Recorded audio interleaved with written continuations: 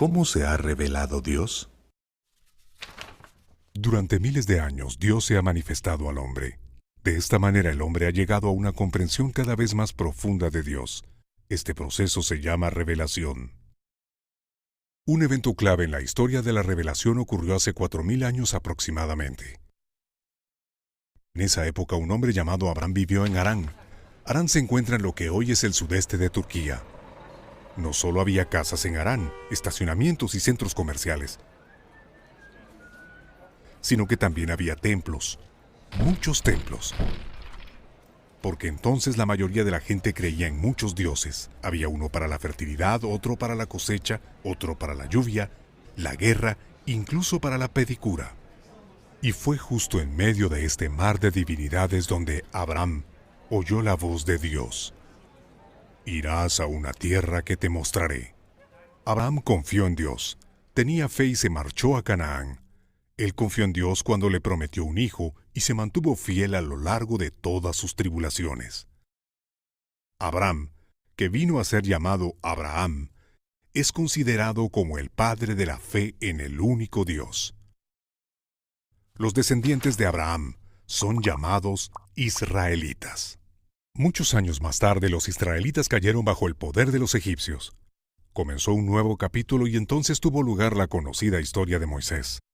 Después de muchos años de esclavitud, del fenómeno de la zarza ardiente, de un faraón que se mantuvo cambiando de opinión y finalmente de las muchas plagas, Moisés llevó a su pueblo a la libertad. A lo largo del camino hacia la tierra prometida, Dios dio a los israelitas los 10 mandamientos e hizo un pacto con ellos. Finalmente estos conquistaron la tierra de sus antepasados y se establecieron en ella. Y así pasaron luego años y años. Entonces los israelitas exigieron a un rey y les fue otorgado Saúl. Su infeliz gobierno fue sucedido por David. Bajo el reinado de David y aquel de su hijo Salomón, Israel experimentó un período de prosperidad. El templo de Jerusalén fue construido en ese tiempo. Después el reinado se deshizo e Israel se convirtió en el peón de sus poderosos vecinos. Primero fueron los asirios y luego los babilonios, después los persas, los griegos, después de los ptolemeos y seleucidas, y finalmente fueron sometidos al imperio de Roma. Durante todos estos siglos el pueblo de Dios experimentó una historia de montaña rusa que a menudo fue más bien dolorosa.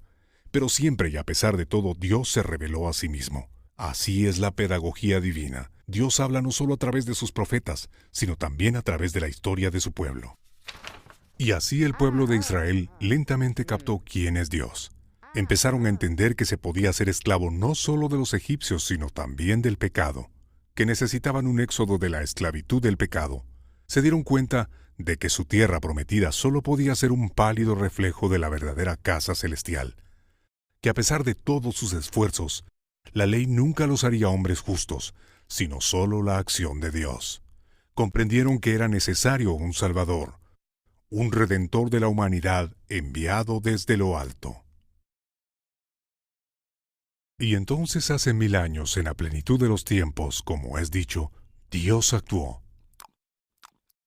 No, un poco más a la izquierda. Jesús, el Redentor de la humanidad, nació en Belén. Su venida sucedió de manera diferente a como muchos la habían previsto. No era un guerrero colosal o un superhéroe listo para enfrentarse a los romanos. Predicó paz en medio de la opresión. Luchó contra el odio con amor. Él nos dio la vida por su propia muerte. Para algunos de los israelitas era evidente que con la venida de Jesús todas las promesas de los profetas se habían cumplido, y así llevaron el mensaje de la salvación a los confines de la tierra. Estos fueron luego llamados cristianos, y hoy en día forman parte del grupo más grande de creyentes en la tierra.